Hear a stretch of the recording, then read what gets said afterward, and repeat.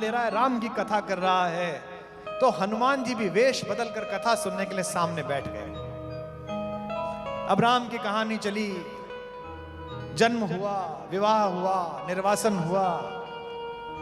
हनुमान सुने, हंसे, रोए, जैसे आप सब हंस रहे रो रहे हैं, कुछ लोग रो रहे थे अभी। लेकिन जब प्रसंग आया अशोक वाटिका में माता सीता से हनुमान के संवाद का, तो समर्थ गुरु रामदास ने वर्णन किया कि बड़े बड़े वृक्षों के नीचे, एक अशोक वृक्ष के नीचे जगत जननी बैठी हुई थी। हनुमान ने आंखें बंद कर ली। हनुमान सीन मिलाने लगे कि कैसा था, क्योंकि वो तो प्रत्यक्षदर्शी थे। बहुत सुंदर वायु चल रही थी, बोले बिल्कुल चल रही थी। बड़े बड़े पेड़ थे, बोले बिल्कुल थे। माता वलकल वस्त्र में भी ऐसे लग रही थी जैसे विद्युत स्फुल्लिंग रख दिया गया हो किसी वलकल में, बिल्कुल ऐसा ही था। बड़ी बड़ी भीमाकाय राक्षसियां बाहर पहरा लगा रही थी, बिल्कुल ऐसा ही था। और माता सीता जहां बैठी हुई थी उस अशोक वाटिका में सफेद रंग के सुंदर सुंदर फूल खिल रहे थे। यहां हनुमान की कल्पना से कहानी अलग हो गई। हनुमान ने कहा कि एक सेकंड, ये लाल लाल रंग के फूल थे, सफेद कहां से आ गए? सफेद तो एक भी नहीं था। जब सिंहगढ़ का किला जीत लिया गया, जीजा माता ने कहा कि बेटा इसे जीत ले। दो तपस्वी, दो योद्धा अद्भुत वाले, तानाजी और उनके पुत्र, उनका सर्वोच्च बलिदान हुआ। हमारे महाकवि भूषण ने बड़ी प्रशंसा की है शिवाजी। आपको शायद मराठी भाषी लोग हैं, लेकिन हमको इस बात के लिए स्नेह और आशीर्वाद दीजिए कि महाराज शिवाजी की सबने प्रशंसा की, लेकिन जितने मन से हमारे कवि ने की उतनी कहीं नहीं मिल सकती। इंद्र जिमि जंभ पर, बाणव सुअंब पर, रावण सदंभ पर रघुकुल राज है। रावण सदंभ पर रघुकुल राज है। रावण सदंभ पर रघुकुल राज है। कौन वारी बाह पर शंभुरत नाह पर, कौन वारी बाह पर शंभुरत नाह पर, जो सहस्त्र बाहु पर राम ध्वज राज है। जो सहस्त्र बाहु पर राम ध्वज राज है। जो सहस्त्र बाहु पर राम ध्वज, दावा द्रुम दंड पर, चीतामृग झुंड पर, दावा द्रुम दंड पर, चीतामृग झुंड पर, भूषण वितुंड पर जैसे मृग राज है। भूषण वितुंड पर जैसे मृग राज है। भूषण वितुंड पर जैसे मृग राज है। तेजतम अंश पर, तेजतम अंश पर, कान जिमि कंस पर, तेजतम अंश पर, कामजिन कंश पर, त्यों मलेच्छ वंश पर शेर शिवराज है। त्यों मलेच्छ वंश पर शेर शिवराज है। त्यों मलेच्छ वंश पर शेर शिवराज है। त्यों मलेच्छ शेर शिवराज है। और शिवाजी महाराज की कितना आनंद प्राप्त हुआ, मुझे अचानक स्मरण आ गया। तो जब सिंहगढ़ का किला जीत लिया गया, तो मां के पास जाकर हमारे सिंह ने कहा, हमारे शेर ने कहा, हमारे सम्राट ने कहा, चक्रवर्ती ने कहा कि मां गढ़ आला, गढ़ मिल गया। फिर रुक कर कहा, पर सिंह गेला, शेर चला गया। मां के मन में भी तानाजी को लेकर उतना ही प्रेम था जितना शिवाजी को था। मां उदास हो गई। मां ने कहा, बेटा यह किला मलेच्छों के शासन की वजह से असगुनी हो गया। इस पर कोई बुरी दृष्टि है जो मेरा एक बेटा और उसका बेटा ना रहा इसको जीतते समय। इसको पवित्र कर। तो शिवाजी ने कहा कि उन्हीं मलेच्छों का रक्त बहाकर इसको पवित्र कर दिया गया है मां, इसे गंगा जल से धोया जाएगा।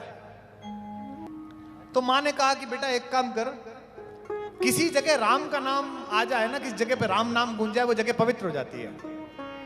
तू गुरुजी से प्रार्थना कर, समर्थ गुरु रामदास से, कि वो राम कथा कर दे। शिवाजी ने कहा कि मां ये तो मेरे मन की बात कह दी, मैं तो वैसे भी गुरुजी के चरण छूने जाने ही वाला था। शिवाजी समर्थ गुरु रामदास जी के पास गए, छत्रपति महाराज, और कहा कि गुरुदेव आपके आशीर्वाद से सिंहगढ़ जीत लिया गया। इच्छा है जीजा माता की कहां आप राम कथा करें। गुरुदेव ने कहा कि बहुत अद्भुत विचार है, मैं करता हूं। राम कथा प्रारंभ हुई। अब जानते हैं कि जहां कहीं भी राम की कहानी होती है वहां स्वयं हनुमान जी उपस्थित होते हैं। आइए इसी बहाने इस परिसर में विराजमान मारुति नंदन को हम सब प्रणाम कर लेते हैं, वो कहीं ना कहीं बैठे होंगे। तो हनुमान जी को पता चला कि नीचे समर्थ गुरु रामदास जैसा महान वक्ता, उन जैसा तपस्वी ऋषि राम का नाम ले रहा है, राम की कथा कर रहा है। तो हनुमान जी भी वेश बदल कर कथा सुनने के लिए सामने बैठ गए। अब राम की कहानी चली, जन्म हुआ, विवाह हुआ, निर्वासन हुआ। हनुमान सुने, हंसे, रोएं, जैसे आप सब हंस रहे रो रहे हैं, कुछ लोग रो रहे थे अभी। लेकिन जब प्रसंग आया अशोक वाटिका में माता सीता से हनुमान के संवाद का, तो समर्थ गुरु रामदास ने वर्णन किया कि बड़े बड़े वृक्षों के नीचे, एक अशोक वृक्ष के नीचे जगत जननी बैठी हुई थी। हनुमान ने आंखें बंद कर ली। हनुमान सीन मिलाने लगे कि कैसा था, क्योंकि वो तो प्रत्यक्षदर्शी थे। बहुत सुंदर वायु चल रही थी, बोले बिल्कुल चल रही थी। बड़े बड़े पेड़ थे, बोले बिल्कुल थे।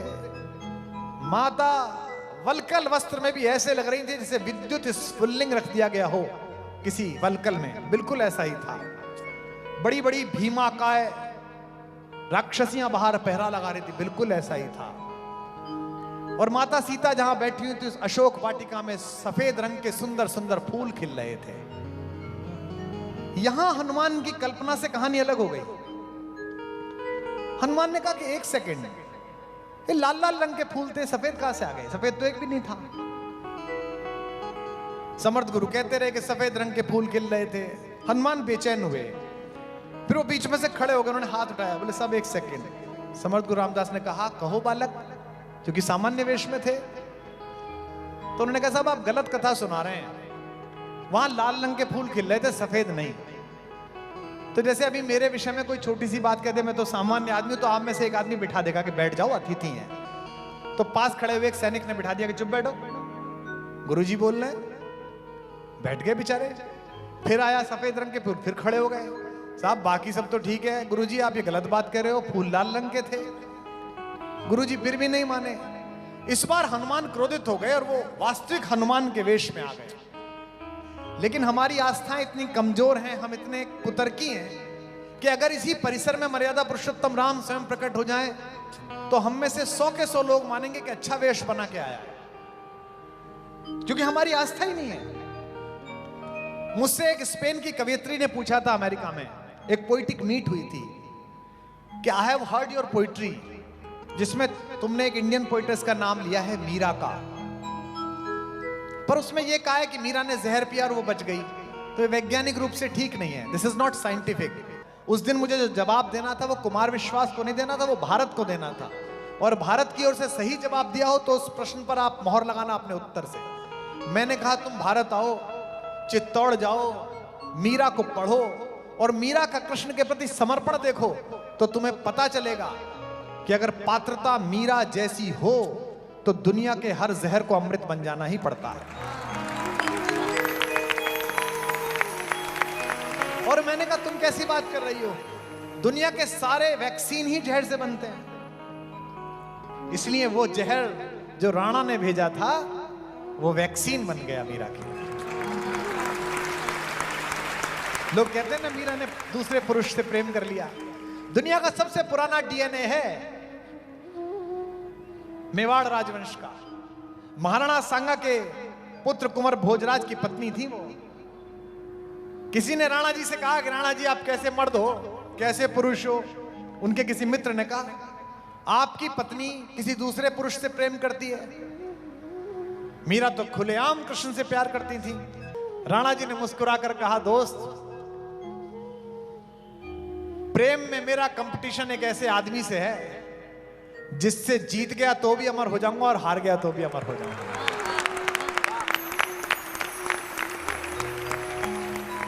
तो हनुमान खड़े हो गए, कहा कि महाराज आप गलत कह रहे हो, मैं ही हनुमान हूं।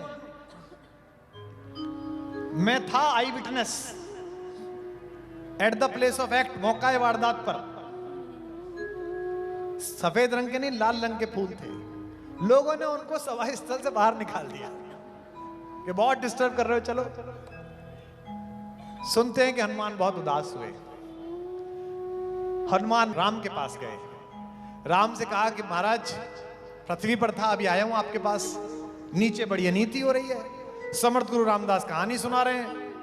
छत्रपति महाराज शिवाजी और जीजा माता सामने बैठ के सुन रहे हैं और वो कह रहे हैं कि अशोक वाटिका में जब माता कैद थी तो सफेद रंग के फूल थे और वहां तो लाल रंग के थे।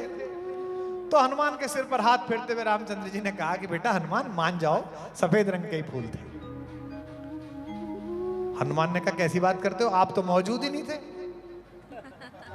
आपकी तो गवाही मान्य ही नहीं है। तो वो सीता जी के पास गए और कहा माता बड़ी अनीति हो रही है, कहानी गलत सुनाई जा रही है। आप थी मां और मैं था, ध्यान है आपको? आपको याद है माता लाल रंग के फूल थे, आप बैठी थी।